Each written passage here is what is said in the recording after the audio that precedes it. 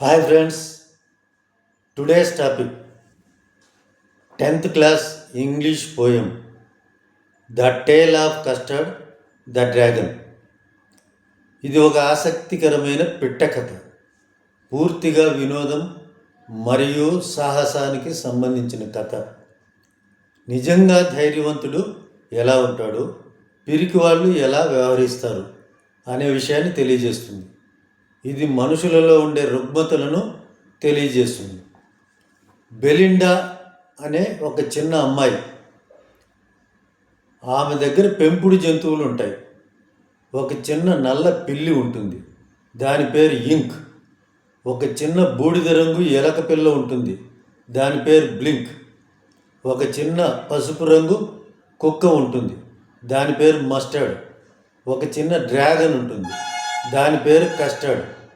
ఒక చిన్న తెల్లని ఇంట్లో ఉంటారు, ఆ ఇంట్లో ఒక ఎర్రని వ్యాగన్ ఉంటుంది, డ్రాగన్. ఆ వ్యాగన్లో డ్రాగన్ ఉంటుంది. అవన్నీ కస్టర్డ్ను పిరికి పంద అని పిలుస్తాయి. కస్టర్డ్ అంటే డ్రాగన్. ఆ డ్రాగన్ను పిరికి పంద అని పిలుస్తూ ఉంటాయి పెట్స్ అన్నీ కూడా. ఎందుకంటే ఆ డ్రాగన్ తనకు ఒక మంచి సురక్షితమైన బోను కావాలని ఏడుస్తూ ఉంటుంది. ఇక్కడ నాకు సేఫ్టీ లేదు, నాకు సేఫ్టీగా ఉండే ఒక బోన్ కావాలని ఏడుస్తూ ఉంటుంది. దాన్ని చూసి మిగతా పెట్స్ అన్నీ కూడా హేళన చేస్తుంటాయి. ఈ డ్రాగన్కు భయం ఎక్కువ, అందుకే అవి హేళన చేస్తుంటాయి. మిగతా పెట్స్ తమకు ధైర్యం ఎక్కువ అని విర్రవీగుతుంటాయి. సింహాలను పులులను కూడా ఉరికించి వేటాడగలమని గొప్పలు చెప్పుకుంటుంటాయి. ఈ అమ్మాయి పేరు బెలిండా. ఏమని గొప్పలు చెప్పుకుంటుందంటే, ఎలుగుబంట్లు గుంపు వాటన్నిటికీ ఎంత ధైర్యం ఉందో నాకు అంత ధైర్యం ఉందని చెప్తూ ఉంటుంది. డ్రాగన్ను నీ వయసు ఎంత అని అడిగి మరీ హేళన చేస్తుంటాయి. బెలిండా అనే అమ్మాయి డ్రాగన్ను చాలా హార్ష్గా బిహేవ్ చేస్తుంటుంది, చెక్కిలి గింతలు పెడుతుంది, భయంకరంగా నవ్వుతూ భయపెడుతుంటుంది. చాలా గొప్పలు చెప్పుకునే ఒక పర్సీవల్ అనే రాజు ఉంటాడు, ఎప్పుడు గొప్పలు చెప్పుకుంటూ ఉంటాడు. కానీ యుద్ధంలో అతను పారిపోతాడు. ఆ పర్సీవల్ అనే రాజుతో ఈ డ్రాగన్ను పోల్చి కించపరుస్తూ ఉంటాయి. ఆ డ్రాగన్ ఎలా ఉంటుందంటే, బిగ్ షార్ప్ టీత్ ఉంటాయి, పాయింటెడ్ స్కిన్ ఉంటుంది, ఫైర్ ప్లేస్ లాంటి మౌత్ ఉంటుంది, చిమ్నీ లాంటి నోస్ ఉంటుంది, ఆ నోట్లో నుంచి అగ్ని వస్తూ ఉంటుంది, ఆ ముక్కులో నుంచి స్మోక్ వస్తూ ఉంటుంది. ఇలా ఆ పెట్ జంతువులన్నీ డ్రాగన్ను హేళనగా మాట్లాడుతూ ఉంటే, ఒకరోజు ఏమైందంటే, ఒక భయంకరమైన అరుపు వినిపిస్తుంది. అది ఇతరులకు హాని చేసే అరుపులాగా ఉంది. ఎవరో ఇంట్లోకి ప్రవేశించారని వాటికి అర్థమైంది. ఇంటి కిటికీలో నుంచి ఒక గజ దొంగ, పైరేట్ అంటే సముద్రపు దొంగ, ప్రవేశించడం చూశాయి. బెలిండా భయంతో రక్షించండి అని కేకలు వేసింది. కుక్క కాసేపు మురిగింది, పిల్లి మేవంది. అతని 2 చేతుల్లో 2 తుపాకులు ఉన్నాయి, పండ్ల మధ్యలో బ్లేడు ఉంది, నల్లటి గడ్డం ఉంది, ఒక కాలికి గాయం కూడా అయింది, భయంకరంగా ఉన్నాడు. పెట్స్కు అర్థమైంది తమ ధైర్యం అతని ముందు పనికిరాదని. కుక్క కాసేపు మురిగి పారిపోయింది. పిల్లి ఇంటి దిగువకు వెళ్ళి దాక్కుంది. ఎలుక తెలివిగా ఒక బొరియా హోల్లోకి వెళ్ళి తనను తాను రక్షించుకుంది. బెలిండా అనే అమ్మాయిని కాపాడడానికి ఎవ్వరూ రాలేదు. ధైర్యవంతులమని గొప్పలకు పోయిన వాళ్ళంతా పారిపోయారు.